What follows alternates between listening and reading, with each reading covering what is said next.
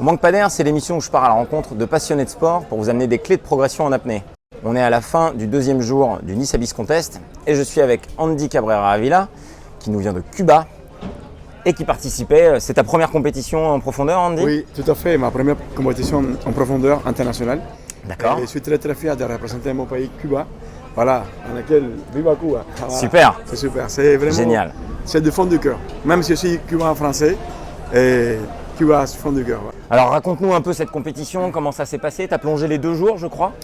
Oui, je suis habitué normalement à plonger dans la piscine. Donc là, j'ai décidé d'aller en profondeur pour représenter Cuba au championnat du monde en septembre. Donc il fallait aussi que je participe pour valider des perfs en dehors des championnats du monde. D'accord. Et je me suis inscrit au Nice Abyss Contest. C'est une belle compétition. Et plein de belles personnes que j'ai rencontrées.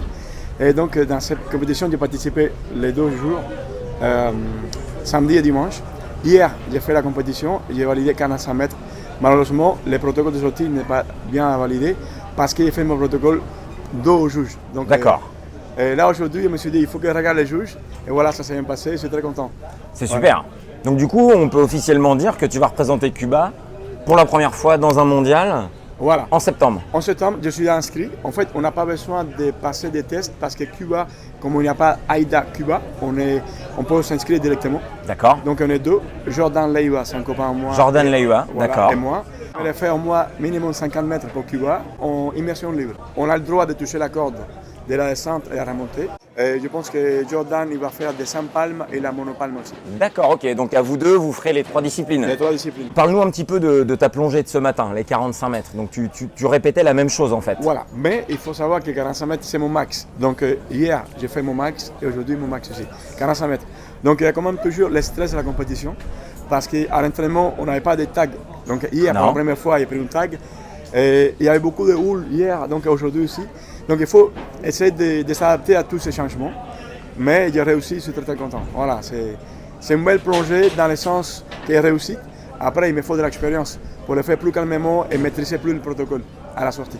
Ouais, et la pression sur un mondial va être aussi plus importante. Voilà, Il va y avoir du stress, tous les athlètes de tous les pays, Voilà. L'infrastructure va aussi être grande, il y aura la télé qui va filmer, donc c'est pour ça qu'il vaut mieux répéter, oui, mieux répéter. consolider. Après, c'est bien de l'amener, ce n'est pas une compétition contre les autres, c'est une rencontre avec soi-même. Donc même si on annonce 50 mètres, que c'est dérisoire par rapport à un champion du monde qui fait 125 mètres dans la même discipline, pour moi c'est important. Parce qu'il y amène avec moi-même, mon fils, ma famille, mon cœur, ma patrie, mon pays. Et c'est ça qui est important. Chacun c'est tout l'amour que tu as pour la pratique de l'apnée que tu emmènes dans ta plongée. C'est quelque chose que j'ai fait depuis mon enfance et ça sera comblé d'en participer à un champion du monde, même si je ne suis pas champion. Ça me fera un grand plaisir. Super, on peut peut-être faire une petite conclusion un peu atypique parce que je sais que tu es impliqué dans plein de valeurs qui t'animent. Tu fais des records sur Paris pour dénoncer la captivité des mammifères. À chaque fois, tu fais des records pour mettre en avant des belles causes. Tout à fait. Ce sont des records du monde, ne sont pas reconnus parce qu'il n'y a pas une institution qui a reconnu ces records. D'accord. On va dire des défis du cœur ou des records de la solidarité plutôt. Ouais. Ce sont des records dans lesquels il y a toujours impliqué les messages. Ouais. Les messages, c'est plus important que le record. Les messages consistent à dire qu'est-ce qui est pour moi important. Les enfants handicapés, les enfants autistes, les télétons, la pollution dans les océans. C'est aussi la captivité des mammifères marins. Pour tout ça, j'essaie de transmettre des messages surtout aux enfants. Parce que c'est eux l'avenir de l'humanité. Bien sûr. Donc, je me dis comment je peux me dépasser moi-même en faisant qu'est-ce que j'aime, c'est l'apnée, mais aussi venir à aider les autres et transmettre un message. Voilà, donc tous les 7 records que j'ai faits, c'est ça comme objectif, transmettre un message pour les enfants, pour l'humanité, pour la planète. Et voilà, avec mon amour de... Super, c'est tout à ton honneur, Andy. Non, merci beaucoup. Grâce à toi.